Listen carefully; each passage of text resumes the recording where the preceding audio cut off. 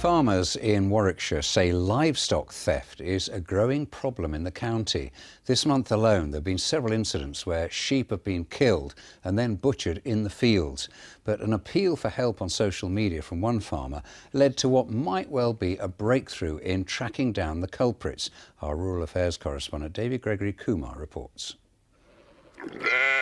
Lambing is a busy time on Glebe Farm just south of Warwick, and so that means regular checks throughout the night on new arrivals. But last week in the dead of night, farmer Oliver Johnson heard voices. I noticed that there was something white quite high up in the air above the top of the hedge, which turns out to be a sheep that they'd got on their shoulders. But it wasn't until the following day and I checked the CCTV I noticed that they'd beaten the sheep quite badly before throwing it on their shoulders and taking it up the driveway. Unfortunately, this incident wasn't anything new for the farm. Next door neighbour, he's had sheep go missing and found guts and things in the field. We've found pools of blood, gates off hinges that they've used to round them up, I suppose. So yeah, it is a problem round here.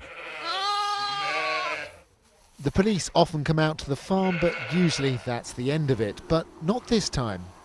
So Charlotte put the CCTV footage on the Johnson's Farm Shop Facebook page, and it's had over 3,000 comments, shared almost 15,000 times, and it led to a bit of a breakthrough.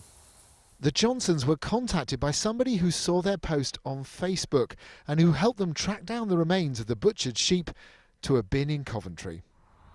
The hope is this new evidence will help Warwickshire Police catch those responsible.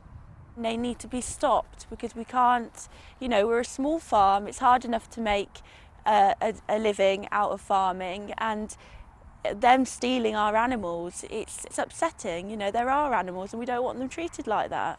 But for now, farmers are asking the public to keep their eyes peeled and to call 999 if they see anything unusual.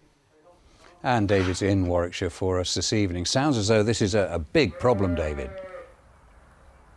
It is. We've been talking to NFU Mutual, Nick. They're the insurers who are based in Stratford-upon-Avon. They predominantly insure farm businesses, and they say they've noticed a definite increase, according to their numbers, in livestock thefts, in claims by people who've taken out insurance with them over the past few years. But then recently, they've seen a real spike, and they say it can have a devastating impact on farmers who are affected.